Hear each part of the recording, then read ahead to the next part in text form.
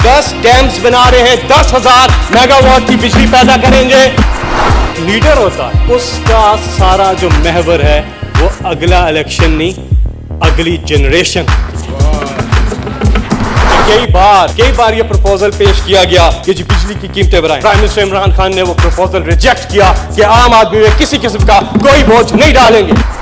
क्या नहीं करना वो हमने इनसे जरूर सीखा है, लेकिन एक जो सियासतदान होता है, टिपिकल सियासतदान की तवज्जो और उसकी सारी प्लानिंग का जो महवर होता है वो अगला इलेक्शन होता है। लेकिन जो एक लीडर होता है उसका सारा जो महवर है वो अगला इलेक्शन नहीं, अगली जनरेशन।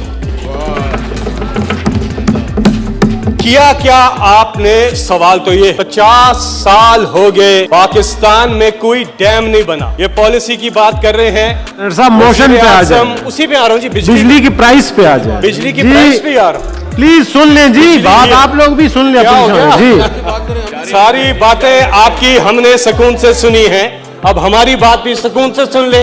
इख्तलाफ आप कर सकते हैं, आपका हक है, लेकिन शोर शराबा ना करें। आपकी गुफ्तगू हमने चुप हो गए। तो अगली इलेक्शन या अगली जनरेशन सवाल है। 50 साल हो गए पाकिस्तान में कोई डैम नहीं बना। पाकिस्तान को अल्लाह ताला ने हर नेमत से नवाजा है, कुदरती वसाइल से। हम 145 सेनेटर कृष्णा, सेनेटर तंगी साहब, प्लीज मिलियन ना करें, फिर जब वो भी बोलेंगे आप लोगों ने फिर चीखना है, प्लीज। 145 मिलियन एकड़ फीट का पानी को अल्लाह ताला ऑर्डर इन द हाउस। लेकिन पाकिस्तान बचा कितना सकता है? 13.5, 10% भी नहीं बनता ये। क्यों? क्योंकि हमारे पास स्टोरेज कैपेसिटी नहीं। मिनिमम जो रिक्वायरमेंट है किसी भी मुल्क के लिए वाटर स्टोरेज कैपेसिटी की वो है 4 महीने। पाकिस्तान की सिर्फ 1 महीने पे है। क्यों? क्योंकि पाकिस्तान में कोई बड़ा डैम नहीं बना। 50 साल हो गए। वजीर आजम इमरान खान साहब ने आते साथ ही जो काम शुरू करवाए, हम 10 डैम्स बना रहे हैं, 10,000 मेगावाट की बिजली पैदा करेंगे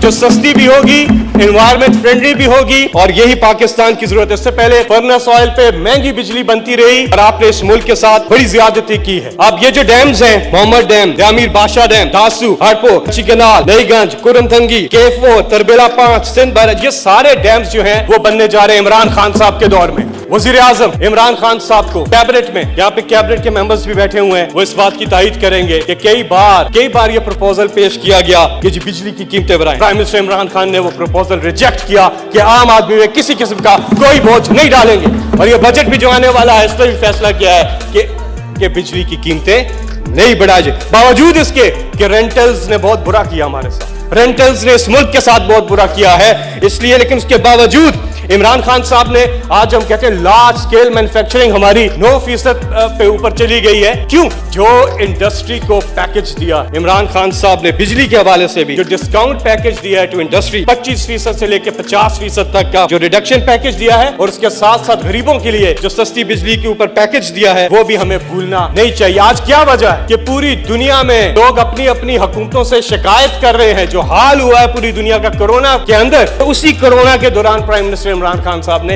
ये सारे पैकेजेस दिए, इससे पाकिस्तान की माशियत भी चल रही है, बल्कि पाकिस्तान उन इकोनॉमीज में जो तेजी से ऊपर जा रही है, और लोगों को इमरान खान साहब ने अफलास से भी बचाया है। और ये केस स्टडी है पूरी दुनिया के सामने। लेकिन यहाँ पे एक ही मैसेज है सबके लिए कि देखें, सियासत तो होती रहेगी, आए इंसानों के लिए सोचें और जो अच्छा काम कर रहे हैं उसको अप्रिशिएट करें। आपकी पॉलिटिकल पॉइंट स्कोरिंग अपनी जगह, लेकिन फैक्ट्स एंड फिगर्स अपनी जगह। बहुत बहुत शुक्रिया।